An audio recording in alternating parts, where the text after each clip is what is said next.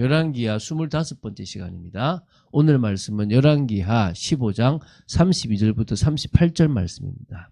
34, 35 두 절을 합독하고 열왕기하 15장 32절부터 38절 말씀까지를 보도록 하겠습니다. 그러면 열왕기하 15장 34, 35절 말씀을 한 목소리로 합독하도록 하겠습니다.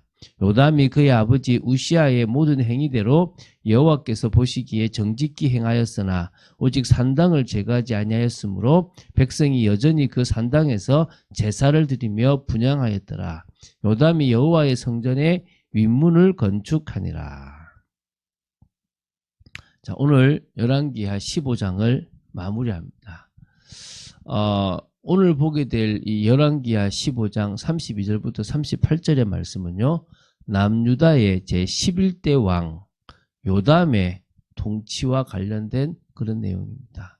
계속 읽어봐서 알겠지만은 남유다는 여호와 보시기에 정직히 행했던 왕들이 좀 있지만 산당을 제거하지 못했기 때문에 계속적으로 남유다에 있는 백성들이 타락하는 모습들이 있었고요. 저 북이스라엘은 이 지금 15장에 5명의 왕이 있었고, 이 15장에 남유다의 왕이 2명이 있었는데, 이 5명의 왕들이 대부분 다 느바스의 아들 여로보암의 길로 가서 그대로 금송아지를 섬기는 그런 악을 행하는 모습들을 계속 거의 똑같이 하고 있습니다. 계속 읽으면서, 야, 반복이구나. 이게 진짜 덮여 있구나라는 것들을 보게 될 것입니다. 이게 마귀가 하는 짓이거든요. 우리가 이것을 정말 이겨나가고 우리 시대에 하나님 보실 때 악을 우리가 제해버리고 우상을 제해버리고 하나님 앞에 서는 일들이 있어야 될 줄로 믿습니다. 자, 먼저 31절부터 35절에 보면요, 요담 왕에 대한 어떤 기본적인 통치 개요와 평가가 나옵니다. 유다 왕 우시아의 아들, 우시아는 아샤라가 되는데요, 요담은 이스라엘 왕 베가 제2년에 남유다의 왕으로 즉위했습니다. 즉위할 때 나이가 25세였고요. 예루살렘에서 16년간을 다스렸다고 합니다. 어머니에 대해서 좀 나오는데요. 사독의 딸 여루사라고 나옵니다. 사독이라고 하면 다윗과 솔로몬 그 당시에 활동해서 대제사장 사족이 생각나는데요. 뭐 200년가량 지났으니까 그 사람은 아닌 거고, 그 사람의 후손일 수도 있다라고 보시면 됩니다. 뭐 정확하게는 모르겠고요. 어쨌든 같은 이름을 그쪽에서 많이 쓰고 있으니까요. 그렇게 보시면 되겠습니다. 이 요담 왕에 대한 평가도 좋습니다. 뭐 그의 아버지 우시아의 모든 행위대로 여호와께서 보시기에 정직히 행하였다. 그러나 오직 뭘 못하고요, 산당을 제거하지는 않았다는 겁니다. 그렇기 때문에 백성이 여전히 그 산당에서 제사를 드리며 분향을 하였던 것입니다. 이것은 안타까운 일이죠. 어떤 의미에서 우리가 해야 될 사명이 우리 때문에 우리 지역에 있는 사람들이 우상 숭배하지 않도록 만들 수 있는 것도 우리가 해야 될 일 중에 하나지 않겠나 생각을 합니다. 사실 요담은요, 그의 아버지 우시아, 아샤라죠, 그죠? 통치 후반기에 이 제사장의 고유 권한을 침해함으로써 성전에서 분향했잖아요. 그것 때문에 하나님의 진노로 나병에 걸려서 이렇게 처음에는 이 아버지 우시아 아샤라와 함께 섭정을 했던 그런 사람입니다. 그 후에 독립적으로 왕위에 오른 후에도 하나님 보시기에 정직하게 행했지만 산당을 제거하지 않았기 때문에 아람이나 북이스라엘의 어떤 침공을 당하는 징벌을 받게 되거든요. 이 역대하에, 이 역대기에 보면 이 27장 2절에 보면 여호와의 성전에는 들어가지 아니하였고라고 그래요. 이게 이제 우시아가 직접 하나님께 분향하려다가 하나님께로부터 이제 이렇게 벌을 받아서 나병이 생겼잖아요. 그러니까 자기도 혹시 그럴까 싶어서 아예 들어가지 않았던 것 같아요. 그러니까 어떻게 보면 아버지의 모습을 보고 자기도 고난이 있었겠지만 그것이 오히려 이 요담에게는 좀 더 깨어있는 어떤 시간이 되었는데요. 근데 조금 아쉬운 것은 조금 두려운 하나님, 또 무서운 하나님으로 인식될 수 있었던 부분들이 있지 않았나 싶기는 해요. 또 물론 이제 또 요담이 잘했던 부분들이 35절 후반부에 나와요. 여호와의 성전의 윗문을 건축한 어떤 그런 내용입니다. 요거를 좀 더 역대하 27장 3절 4절을 보면요. 요담이 여호와 성전 윗문을 세웠을 뿐 아니라 오벨성을 증축했고요. 유다의 성읍들을 많이 건축했다라고 나옵니다. 이 말은 요담이 수도를 좀 요새화하고 성읍을 건축했는데요. 그 당시 국제 정세가 좀 심상치 않았기 때문으로 보면 됩니다. 아수르의 세력이 급속히 성장했고요. 그리고 이제 디글랏 빌레스, 그러니까 빌레셀의 팔레스타인 진출 정책으로 인해서 남유다뿐만 아니라 북이스라엘, 아람도 위기에 처해 있었습니다. 그래서 국방 강화를 위해서 대규모 이 건축 사업을 좀 벌였다라고 보시면 됩니다. 자, 그리고 이제 36절부터 38절에 보면요. 요다음에 좀 어떤 기타 여러 행위들에 대해서는, 행적에 대해서는 역시 이제 유대왕 역대지략에 기록되어 있다고 보면 되고요. 특별히 요담이 유다를 다스린 때부터 여호와께서 아람왕 르신과 북이스라엘 왕 베가를 통해서 유다를 치게 하셨던 것입니다. 그래서 이 전쟁이 이사야 7장 1절부터 8장 8절이나 또 열왕기하 16장의 어떤 전쟁 이전에 있었던 또 전초전이라고 할 수 있습니다. 그러니까 아람 왕 르신과 북이스라엘 왕 베가가 동맹을 맺어가지고 남유다를 공격한 침공한 일이거든요.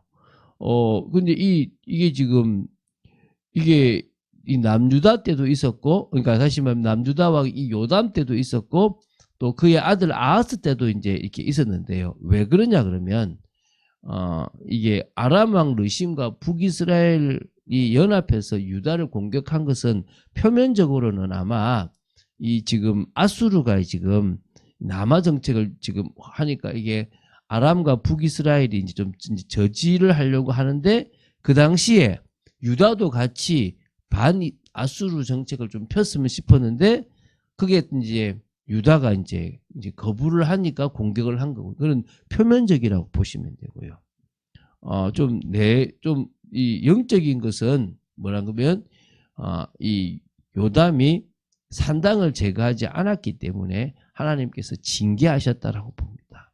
그러니까 어떤 의미에서는 우리가 볼 때 정세적으로 불안하고 문제가 생긴 것은 그 나라의 영적 타락과도 관계가 있다는 거예요. 우리나라가 타락하고 무너지면 하나님은 외세를 통해 가지고 또 공격을 한다는 거예요. 그건 하나님의 방법인 거예요. 그러니까 몽둥이를 든다고 하는 부분들을 우리는 좀 이해했으면 좋겠습니다. 그래서 열왕기하 15장을 지금 우리가 지금 2명의 유다 왕과 5명의 북이스라엘 왕을 봤습니다. 좀 비교해 보면요, 뭐 이렇게 정상적으로 왕위 계승이 좀 이어지고 있는 남유다 왕국이 나오고요.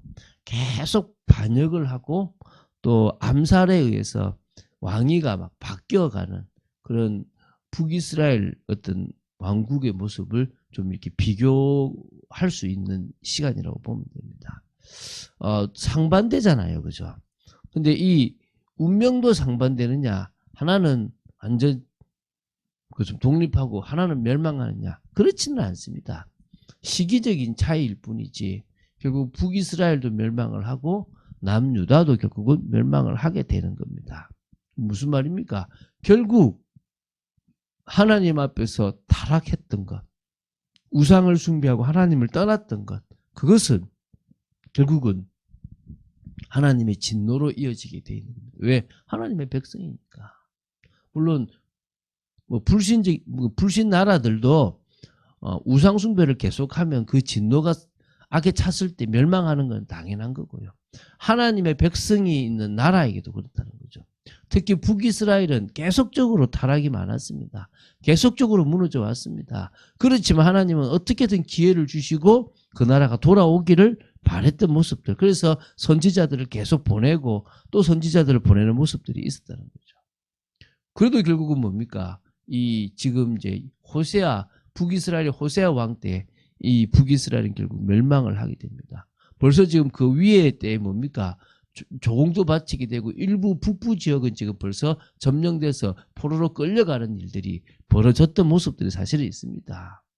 남유다 역시도 지금 안전한 것은 아닙니다. 결국 계속 이 반복되는 어떤 이 부정적 평가가 있지 않습니까? 산당은 제거하지 않았다. 산당은 제거하지 않았다. 그래서 백성들이 여전히 부패했다. 타락했다. 산당에서 제사를 지냈다. 이런 부분도 있지 않습니까? 그래서 어떤 의미에서는 우리가 이 모습을 보면서 우리가 일평생 믿음으로 서 있고 또 일평생 주님의 사랑 속에서 은혜를 받는 삶을 살 때 우리의 자녀도 바뀌고 우리 가문도 바뀌고 환경도 바뀌는 그런 일이 일어난다고 믿습니다. 실제적으로 우리에게 중요한 것은 결국은 온전한 신앙입니다. 그 온전한 신앙은 예수 십자가와 부활을 믿는 그 믿음이라고 보시면 됩니다. 지금 짧게 우리가 길게 볼 때는 조금 세밀하게 보지 못하지만 짧은 구조를 볼 때는 조금 더 세밀하게 다루지 못한 부분들까지 다룰 수가 있지 않습니까? 앞으로도 한 사람에 대한 얘기가 길면 길게 할 얘기들이 있을 거란 말입니다. 그럼 그 내용들을 조금 구체적으로 조금 이렇게 다루기보다는 좀 전체적인 흐름에서 한 사람을 확 다루면 빨리 싹 지나가고 또 좀 이렇게 보는 것도 있지 않습니까? 이렇게 좀 짧게 돼 있지만 한 항이 있으면 그때는 좀 다른 부분들까지 다루면서 우리가 조금 더 하나님의 그 계획과 또 그 당시의 시대를 좀 볼 수 있지 않나 생각됩니다. 그런 응답을 여러분 받아 누리고 정말 여러분이 있는 현장에서 주 예수 그리스도를 고백하는 여러분 되시기를 주 예수 그리스도 이름으로 축원드립니다. 주는 그리스도시요 살아계신 하나님의 아들이심을 고백합니다. 말씀 따라가는 축복 속에 있도록 저희들을 지켜주시고 하나님의 나라를 이룰 수 있도록 주님 역사해 주시길 간절히 소원합니다. 정말 저희들이 믿음으로 서 있기 원하고 말씀 따라가는 축복 속에 있기를 간절히 소원합니다. 주장하여 주시고 인도하여 주시옵소서. 주 예수 그리스도 이름으로 기도드립니다. 아멘.